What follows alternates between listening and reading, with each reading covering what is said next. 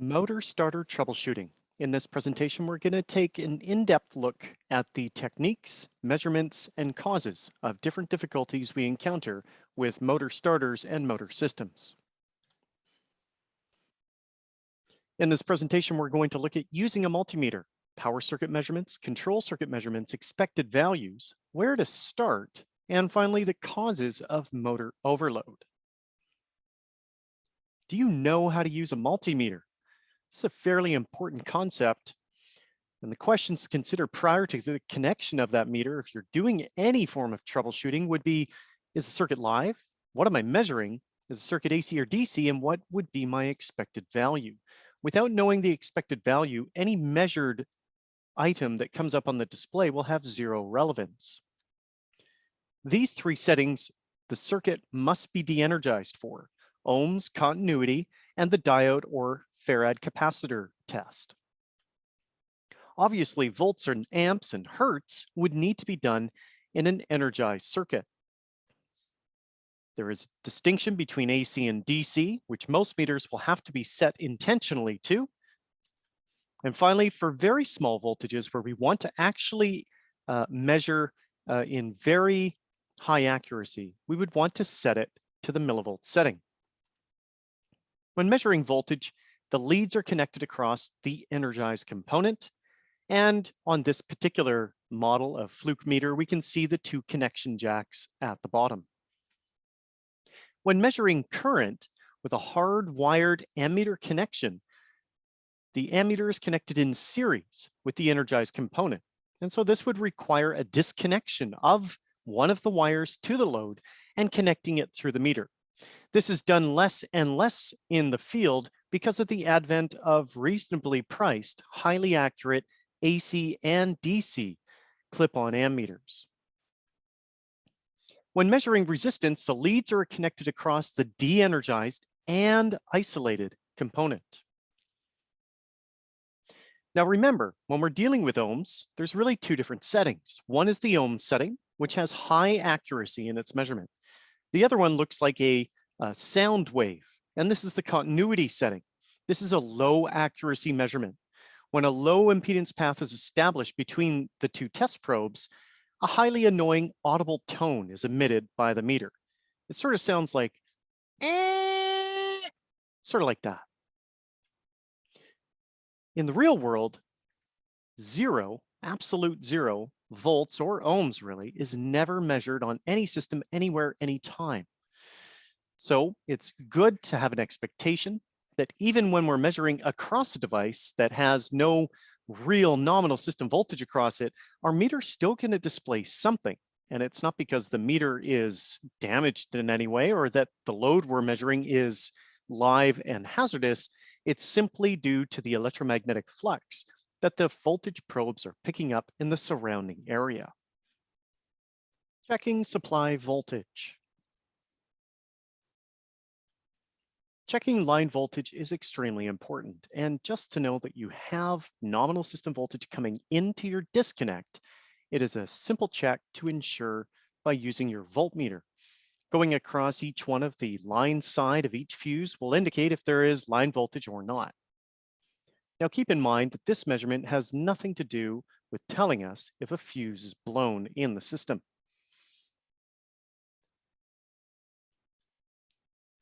Checking fuses with voltage utilizes what's known as the tip-to-tail method. We connect one of the voltage probes of our voltmeter to the tip or line side of one fuse and then to the tail or load side of another fuse. A meter reading that is not the line value of the system indicates a blown fuse on the tail side connection or the load side connection. So that means that on a 208 volt system, you would expect to read anywhere between 0 and I suppose 205, but most likely you're in between 0 and 150, 180 volts. If we were to measure between two good fuses, we would see a full 208 volts. And again, we could measure and confirm that the C-phase fuse is blown by connecting the tip voltage lead or test probe to another fuse's line side connection. The voltage that we read is not zero typically, and it is some voltage that is non-standard or not nominal that we would expect to measure. We can also verify if we have two blown fuses by simply reversing the connection of the leads. In this situation, I know that definitely on the left side, B phase fuse is blown. However, if I reverse the leads, I can now also confirm that A phase fuse is blown. We can continue to check the fuses and we see C, the tail connection being on C fuse. If I get 208 volts, it indicates to me that we have a solid intact fuse.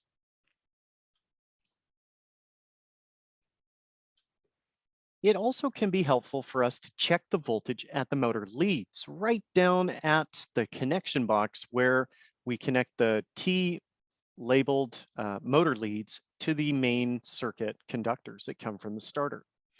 The voltage that we measure should be within 10% of the nameplate rating on the motor, not necessarily 10% of what the nominal system voltage is.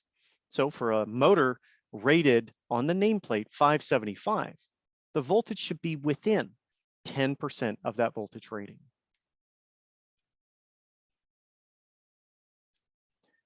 Ohm meters are most often used when we go to check fuses to see if they're in good or poor condition. And the two states that we can have is either good or blown. Good means we have almost 0 ohms, but of course we're never going to measure exactly 0, and that fuse is still usable in an electrical system. A blown fuse means the element has been vaporized, and due to that, we should register OL on the meter, OL indicating out of limit or a massive amount of resistance. We can also check the windings on a motor. Now, for example, we've got two motors shown here, a 3-phase 9-lead delta on the left and a 3-phase 9-lead Y-wound motor. Remember that OL between two connection leads that should have a winding between them would indicate that that winding is damaged.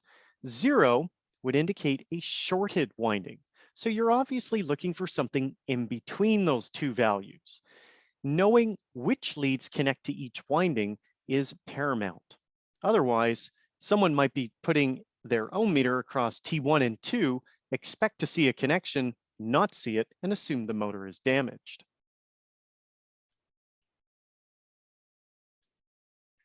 The two main components that we have in the power circuit are the power contacts and the overload heaters. On a NEMA style starter, the components and places that we would want to measure include the coil terminals for the electromagnetic coil, which are typically located on top on a NEMA style starter. The power circuit contacts, which we have the line and load side. The overload contact, which is normally closed. And finally, the overload heater terminals, and we can see an overload heater shown to the right of the text. On an IEC style starter, often the coil terminals are hidden in behind or underneath. They're very difficult to sometimes even identify. And that's because unlike this contactor shown on the right-hand side, often the coils for this type of equipment can be replaced and easily removed, which means the terminals are in somewhat out of the way regions. We have coil terminals, power circuit contacts, which are the line and load side of that contactor. Overload heater terminals, which on this electromagnetic overload system, we're really just testing to ensure that the overload is intact. And the overload contact, which again is the normally closed contact. Overload heaters are going to have a very low value of resistance if they're in good functioning order. Again, 0.0 to 0.2 would be considered a good overload heater, very little resistance. A damaged overload heater would register OL or very high resistance. Power contacts, like any open or normally open device, should have two extremes. When we look at the diagram on the left with 0.2 ohms being measured, that definitely would tell us that there must be a problem. Under normal conditions, we assume that contact is open and therefore this contact must be damaged. It's highly likely that a contact can be welded closed due to a high rush of current, which occurs when there is a short circuit or a ground fault. Under normal operating conditions, a good normally open contact should read OL, or out of limit, high value of resistance, because there is an air gap between those two sections. There are many different places that we can take measurements within the control circuit of a motor control system. There's the source, field devices, holding contacts, the coil itself, and the overload contacts.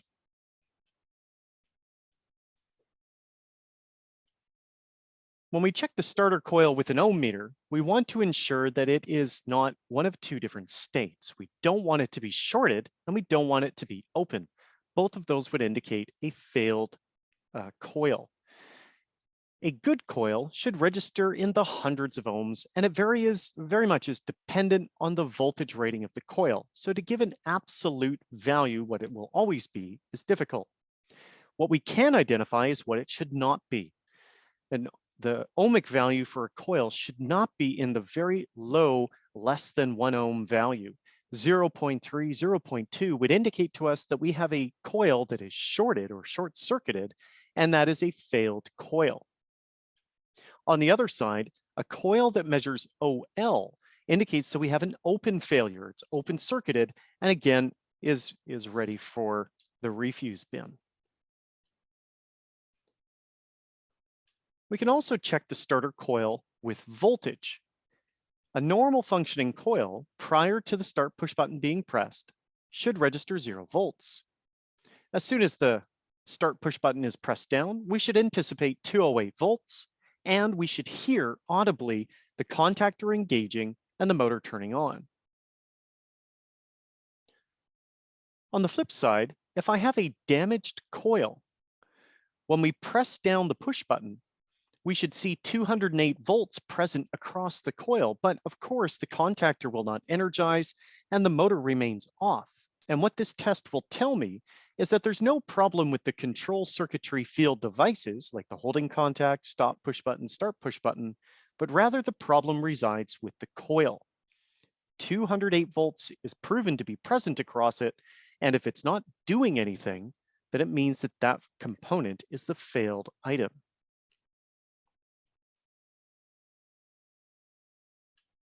Checking normally open and normally closed controls with an ohm meter requires us to understand the difference between what is considered normally open and normally closed, which would be its de-energized state. When power is turned off, the devices should remain in their normal state, meaning open devices, when measured across with an ohm meter, should register OL, and closed devices should rather register a very low ohmic value. 0 to 0.1.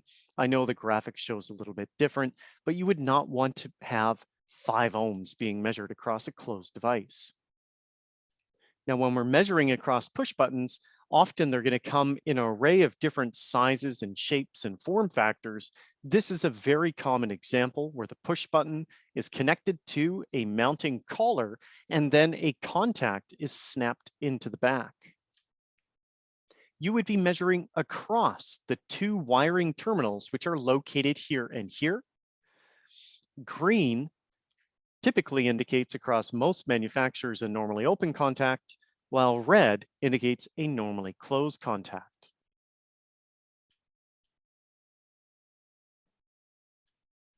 Knowing what voltages should be expected across the entire circuit is an important skill.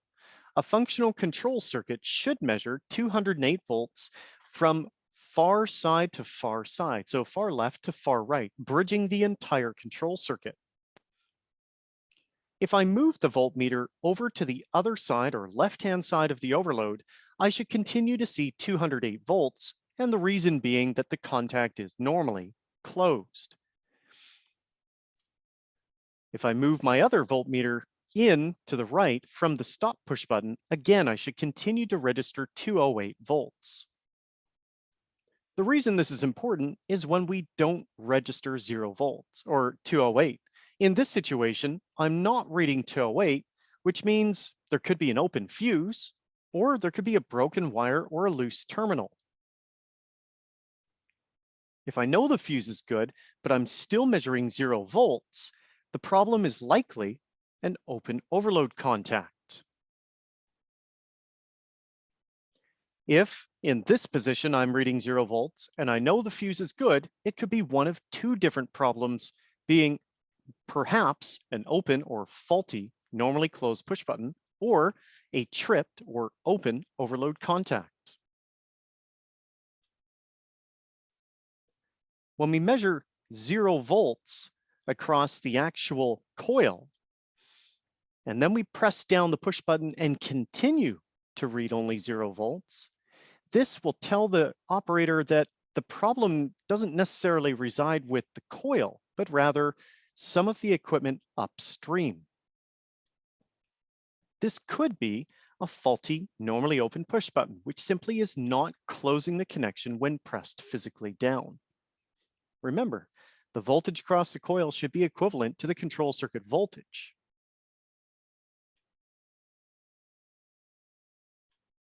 The very first thing that we should do is check for power. Do you have power?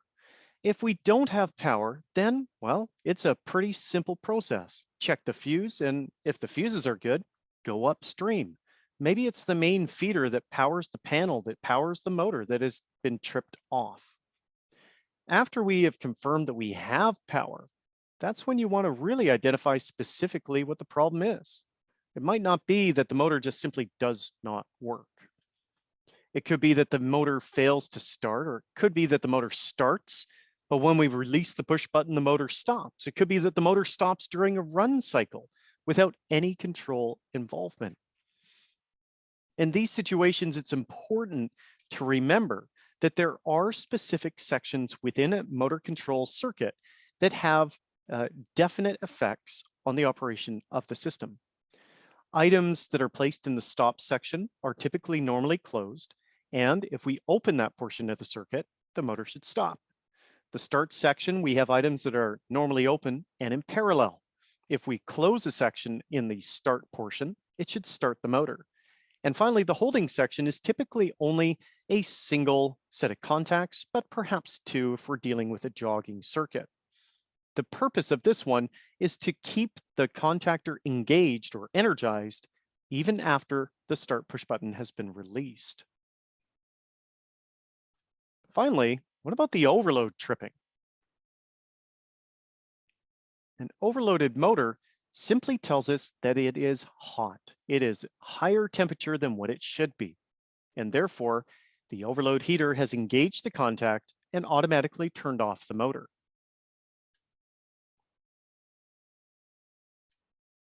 Overloaded motors can be the result of their installation in high ambient temperature industrial processes, locations that perhaps they're not rated for. They could be due to dust covering. In sawmills and different types of lumber and finishing applications, motors can be coated in a high or very thick layer of dust. The dust increases the ambient temperature of the motor because it's not able to release the heat through its cooling fins. A load could simply be too large for the motor, and therefore it is undersized for the application. A motor bearing could have failed, and as it fails, the resistance of the rotating shaft increases for the motor. Now, this can be a product of either too much or too little grease. On larger motors, there's often a grease fitting or grease nipple on the top, as well as a drain plug on the bottom. We pump new grease into the bearing after opening the drain on the bottom, and we essentially sort of push the old grease out and the new grease in. However, how much grease is put in is important. Too much can cause a popping or a dislodging of the main bearing encasing sleeve. And in doing that, all the grease is lost. We can have drive belts at the end of motors that are too tight. Often in HVAC applications, the HVAC technician will adjust the speed of the blower motor by using an adjustable pulley. The pulley is V-shaped with a V-shaped belt. By pulling the two collars together, we actually increase the diameter of that pulley. If we pull the two halves apart, we decrease the diameter, which has a direct effect on the speed at which the blower motor, which is connected to the other side of the belt, will turn. If the diameter is too large, as in we really twist these two halves together quite a bit, then we can increase substantially the resistance that the belt is now applying to the motor. And we're increasing the load then that the motor has to drive. And finally, what about misaligned drive belts or drive shafts? Often this isn't the case that a construction electrician will have to directly be involved in determining, but there are methods of ensuring that more than just an eyeball is used to line up and ensure that pulleys are directly parallel to one another. And what about loss of phase? An overloaded motor will exhibit a high degree of heating if we lose a phase. And the reason for that is that when I have an open in a three-phase motor, there are now only two lines that are supplying power to it, and the current that they draw will increase sharply. The contact or the overload contact should hopefully trip and save the motor from damage.